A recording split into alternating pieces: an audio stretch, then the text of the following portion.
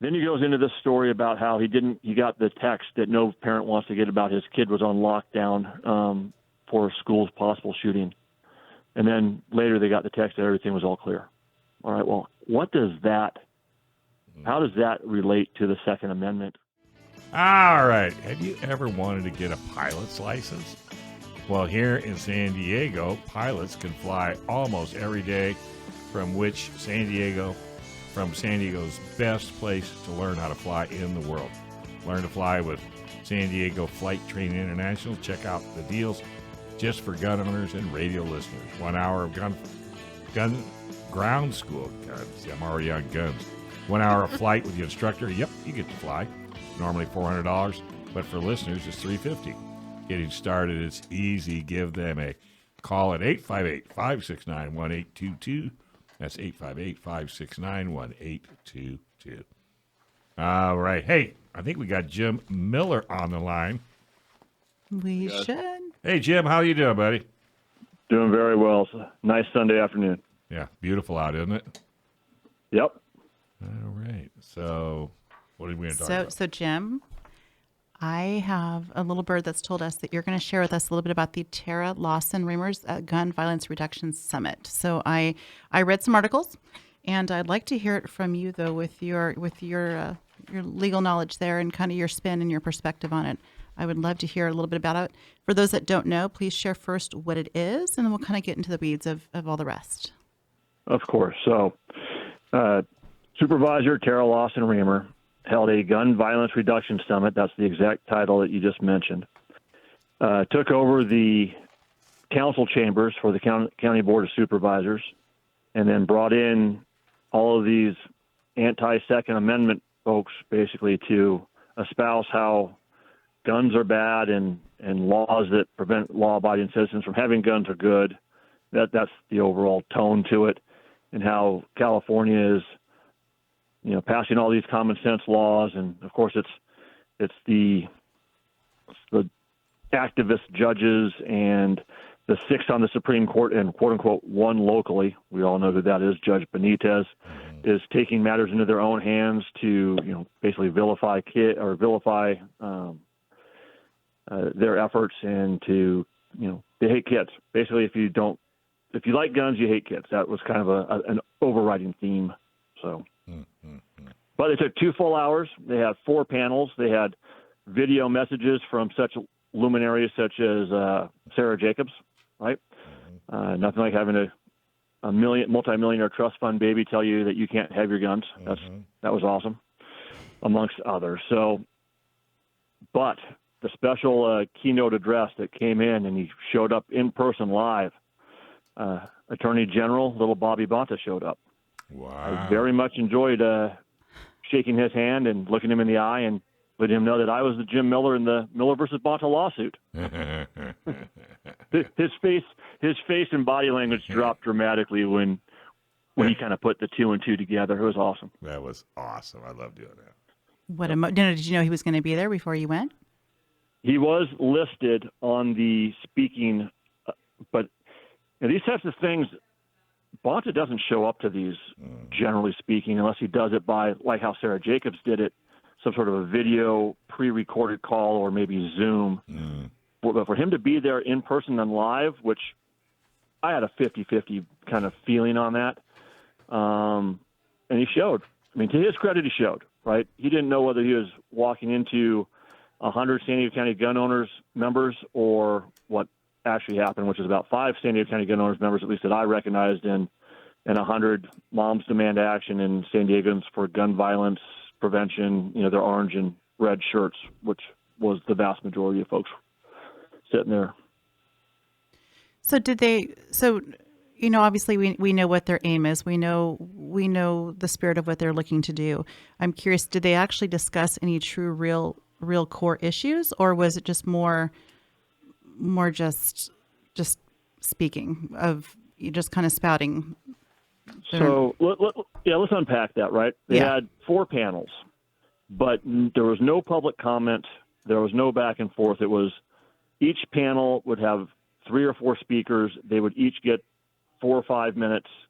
no rebuttal, no comment, and then they swapped out. First panel, suicide prevention. So they had Dr. Bergman from the County of San Diego, behavioral health. They had Dr. Heidi Kraft, who is a psychologist or psychiatrist from Psych Armor Institute. They had Dr. Wafla Yuan, Y-U-A-N, who's San Diego County Psychiatric Hospital, and I guess he does some stuff with the VA. And they're talking about suicide. If there was any panel that had any sort of benefit to discussion at all, would be probably the suicide panel. But it's interesting how they spin the suicide topic. So as an example, they say that 52% of all gun deaths are suicides. Well, those are things that you, me, and most of us in the gun world, we understand that. The majority of gun deaths are by suicide. Now, the quote-unquote anti-gun folks, though, in their panel, spun it differently than you and I would probably think about it. They spun it that, well, if only these people didn't have access to a gun, they wouldn't have committed suicide. Okay. So no fact pattern to that. No potential evidence of that. Very strong speculation in order to spin their narrative, right? They said that people who commit suicide efforts by firearm are 90% successful. Well, that honestly is a statistic. I will probably agree with that statistic, because firearm, if you're going to shoot yourself with it, that's going to probably happen. Whereas they said that the next most likely or used suicide action, which would be an overdose or poisoning, it had less than a 2% success rate. Now, they didn't cite any numbers, right? There was no efficacy to what they were saying. But assuming that those are all correct, it still doesn't mean that guns are bad, and that, as an example, they were counting gun storage in that particular line of thought. Well, does gun storage, when you unpack that concept, no pun intended, does that really prevent suicide?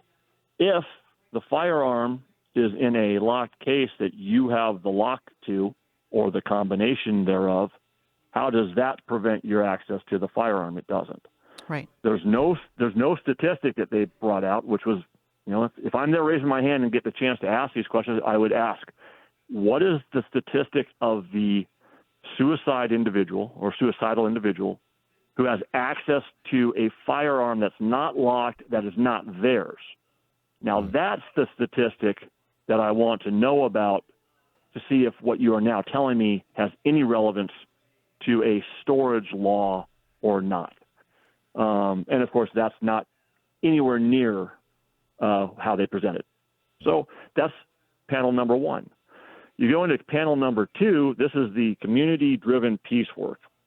And we had San Diego County Council President Pro Tem Monica Montgomery Stepp, who is unfortunately leading the race right now to become a county supervisor, which would tilt the County Board of Supervisors 3-2 into an anti-gun situation. So hopefully that does not happen, but that is statistically where we're at. And Bishop Cornelius Bowser up on the dais there talking to us. That particular conversation was more hugs and kisses, puppies and kittens, espousing things about gun violence and how they have to get rid of it. No real hard data one way or the other, to be honest with you. The concept of 75% of youth shootings are gang-related, okay, that makes a lot of sense when you look at it nationwide. Then we had our video message from Sarah Jacobs. Did what I could to keep my lunch down during that particular 2-minute speech. Panel number three. Now, here's where, again, as president of the Cajon Valley Union School District, in my experience, my background for the last 7 years, this is where I have an issue. This was protecting children. That was the title of the panel. But yet nobody on the panel had school board experience, had school safety experience, had law enforcement experience, had military experience. None of that, right? You want to know who was speaking on this? The Lady Therese Heimer from the San Diegans for Gun Violence Prevention. Okay. Not person qualified to talk on that topic at all. Mm-hmm. The End Family Fire, which is a new colloquialism subgroup of the Brady Group, Brady United. Colleen Creighton spoke on it. April Lassiter, a gal from Open Heart Leaders, very interesting. She said that she'd never seen somebody with an AR-15 go to hunt deer. So why do you need one? Does she hunt at all? Well, no. That's my point. If you had a vision of young Miss Lassiter and her purple hair, not that there aren't people that hunt that don't have purple hair, and just her colloquialisms and how she presented herself, it was, no, I don't think you hunt very often, to be quite frank with you. And we, of course, didn't fight a revolution against white-tailed deer in need of military-grade, quote-unquote. That obviously comes up quite a bit in this group, military-grade firearms. And then California State Senator Catherine Blake Spear. Now, she was the former mayor of Encinitas, right? And I got to tell you guys something. Blake Spear, her talents are way beyond Sacramento. She lies so convincingly. She really needs to be in Washington. Her all about the children, this concept, the stat that keeps getting thrown out there, and then Bobby Bonta threw this out later. More children die by firearms. It's the number one killer of children in America.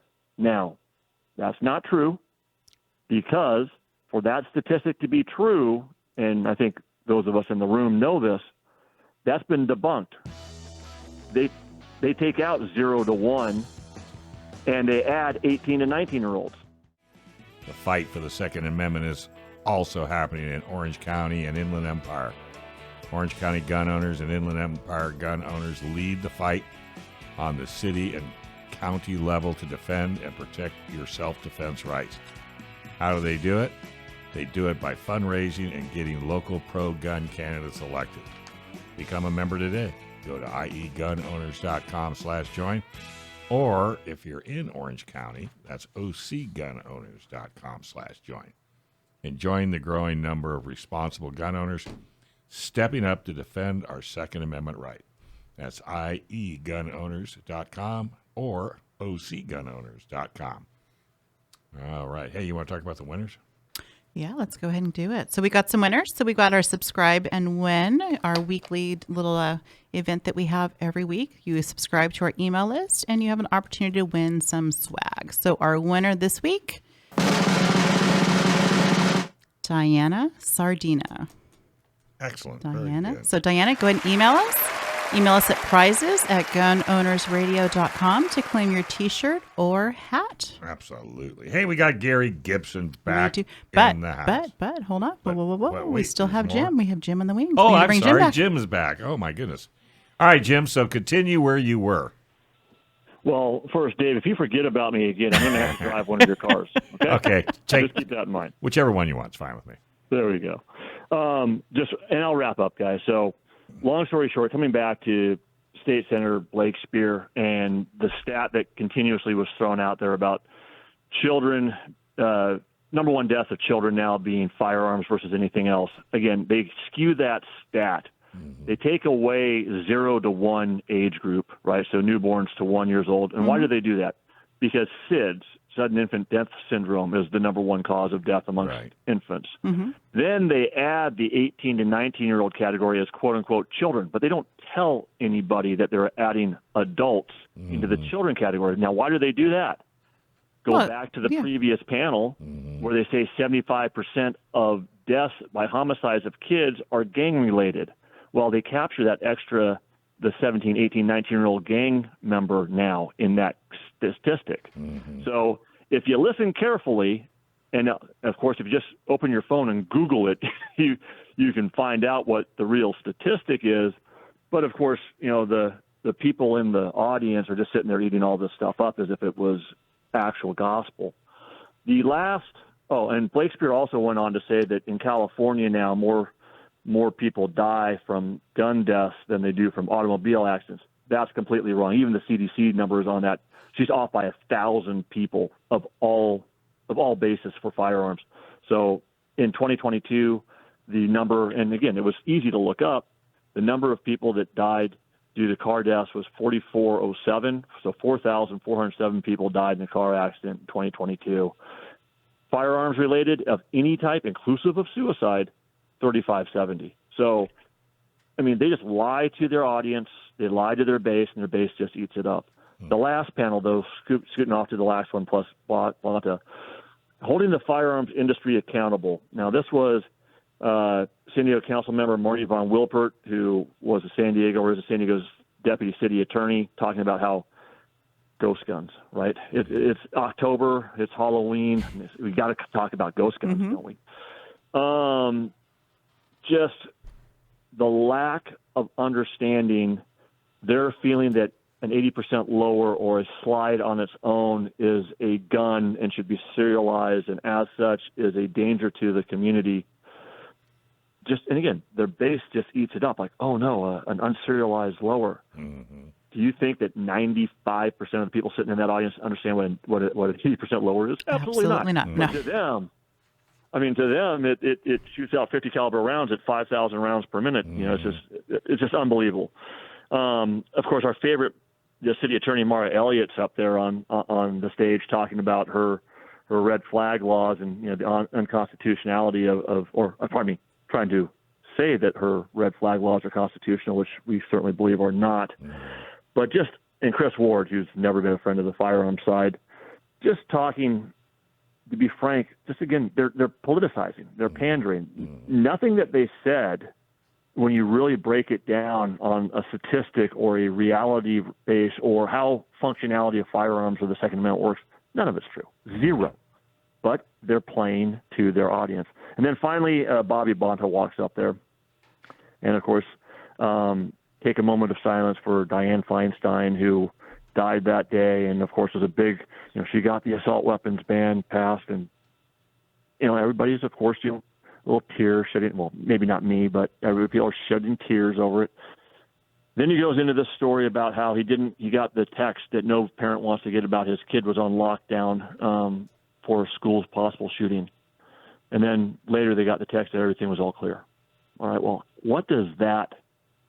how does that relate to the Second Amendment and to the firearms laws? And he talks specifically about SB 2, the new, what he called constitutionally workaround of Bruin. That's how he described SB 2, which no other state that's built this law in so far has had a federal court find it to be constitutional. So I'm betting it's not going to happen here either. Right. So he goes into SB 2 a little bit, and Terra Lawson Remer comes up and says, "Isn't it horrible?